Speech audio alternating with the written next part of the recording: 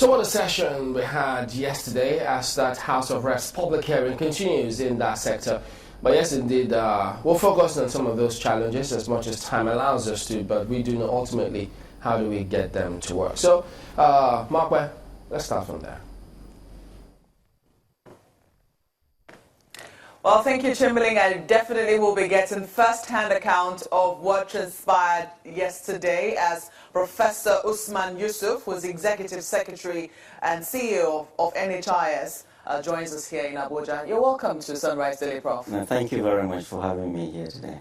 Well, on day one of the hearing, we did hear you say, I think it's a phrase that's going to be around for a while, that we have copied and pasted, but we haven't copied and pasted correctly. You said that if we do not know how to copy and paste correctly, then we shouldn't copy at all. Yes. Precisely what have we copied wrongly, and how have we not pasted well? Good. The HMO system is essentially an American system. And I've had the privilege of practicing in Nigeria, in the UK, and more than half my lifetime in the United States. What we did was copied the American system and tried to paste it here. And like I said, if you do not know how to paste, don't copy. Whatever you do, you have to domesticate it to what works for you. So what did we copy precisely? Right. The HMO system, right? When we brought it here, it was skewed against the little guy. Skewed towards the HMOs. As it currently operates, what Nigerians do, I know that when the NHIS came, there was a lot of confusion as to how it was going to operate. People were not very conversant with the system, where you had to pay a little token, and then if you needed to use healthcare, it should be available. And then we thought that there were also some other private providers of that same service, the HMOs they're called now. And people also subscribe, especially people in the private sector, subscribe to those people. And it looked like, well, there have been hitches in the system. But what precisely will you pinpoint as being wrongly copied or wrongly pasted from the system that we've copied from the So whatever you do, what works in Katsina will not work in Abuja or Kano. You have to domesticate it. We cannot go copy everything and put it here. When you do copy it here, you have to look at your cultural system, your resources, and what your people can afford. So right? What would you have advised? Okay, what I will advise is essentially, NHIS was created for one purpose and one purpose alone. Everything else follows. That purpose is for all the 180 million Nigerians to be covered in that. Everything else just follows. In the United States, all the 300 million Americans are not covered. That was why you have Medicaid. Or that was why you have Obamacare. Millions of people in the richest country in the world are not covered. The whole idea, I've been to all over the world, there is not a system that is perfect. That is why in my journeys, we're back home now to try and make that which is not perfect, somewhat perfect. So there is no system that is perfect, and for us to go and copy and bring it here, HMO system, there are other countries in Africa, Kenya, Rwanda, and Ghana, for example, that have achieved better coverage without HMOs. Why are we doing that? If we're going to bring HMOs in Nigeria, make it equitable. Are HMOs important? Yes. Do they have a role? Yes. What is their role? Not the current role we're playing. The role they need to play is to help the NHIS go out and accrue as many more people outside the formal sector as possible. Outside the formal sector? Absolutely. The formal sector is federal government or state government employees. That is easy picking. Already mature. 99% of our people are not employed by government. They are all outside there, the informal sector. What about the private sector? The private sector is also informal in the sense that it is not by formal or informal. The largest chunk we have federal government employees. Channels not federal government employees. They are ready to go ahead and they are ready to go and they are allowed to go back there and accrue people. 99% of our people do not live in Abuja, do not work for federal or state government. These are the people we need to go out and serve. Federal government employees are just given to us. So even the NHIS has not been able to cover successfully and effectively those who are even covered under its system. Good.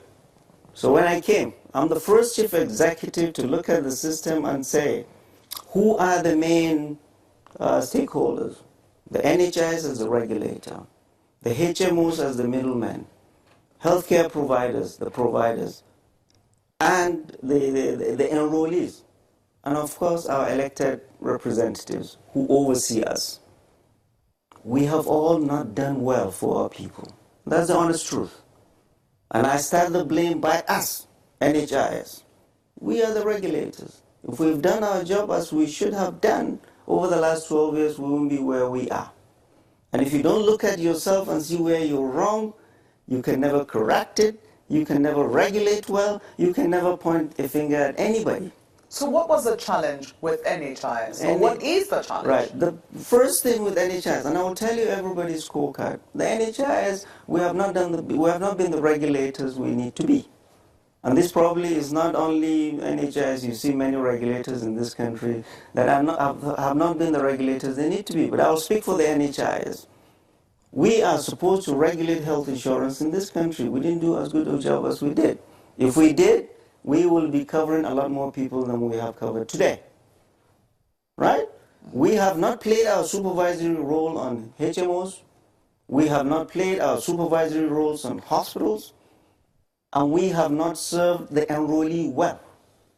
And I have taken that responsibility and that blame because I'm on this chair. And I've exposed that for us within our house to do better. And I've told the HMOs you've not done as well too. The question is why? Why? I mean, it's one thing to identify that you haven't done, carried out a task well. The question will be, is it for lack of competence? Is it for lack of capacity? Is it for lack of political will? What precisely is the problem? It's the lack of what I would call the goodwill to do the right thing. And this is not unique to the NHIS. Many organizations in the past, the Malay, and the fact that people, we do not realize we're here to serve, not be served. And that culture has changed since this government came. Say, Nigerians, we're here to serve people. We need to kill corruption. If not, corruption will kill us. And this is the truth. We do not have our house in order. We cannot be the regulator we need to be. Just like this country, when this government came, found it in the state it was. The leadership dictates the ethos of any organization. And what I found wasn't right. We're trying to make it better, to serve our people. And that's why I'm here. Now, Nigerians are definitely listening to you, perhaps some of them shaking their heads and saying it's a good thing that you admit that the NHIS has not, even the people that it is covering, has not served them well. Correct. Talk more of playing its role as a regulator, monitoring other HMOs. But looking at how much has been contributed so far, would you say that the NHIS did indeed have the capacity to be able to cover as many people as it had taken on? Right. If you're talking capacity, very educated people and motivated people in the NHIS. I have worked in many organizations. I've never seen a more educated group of people than those I found in the NHIS. Good, decent human beings. We have lawyers, doctors, nurses, engineers, everybody there. You need the leadership to lead you. And now they realize, they know where we're headed. And our main purpose, one and one alone, is to serve our people, the enrollee. Enroll more people outside the formal sector, which is the informal sector, particularly the vulnerable amongst us. Pregnant women, children under 5, the disabled, the aged. All of us. We get out of the comfort of Abuja or Lagos or wherever we live. We go back to our ancestral homes. Who have we left behind? Mostly the aged. Widows, widowers, women, children, the aged, the unemployed. Is this a dreamy system? No, it isn't. I mean, you talked about how... No, it isn't. You talked about how we copied from the United States. Yes. The system in the United States does not cover everyone. Instead, it looks like what we have incidentally, it seems that we have the same name, what we have in the United Kingdom. They have the NHIS. No, NHS. NHS, beg your pardon. Just the I is, is missing an as. And they seem to cover almost everybody. Not perfectly. Not perfectly, yes. but majority of people who go to the NHS are able to get service. Right. In Nigeria, it would seem that that is precisely what we want. We want as many people as come to the NHIS to be able to get service. But that doesn't seem, I mean, we're a far cry from what we see in the United Kingdom, for Good. instance. Let's look at the United Kingdom, where I practice too. It's non-profit, right? Who pays? You get a tax from everybody that works. Isn't that what we do? No. Ours is not mandatory, it's voluntary.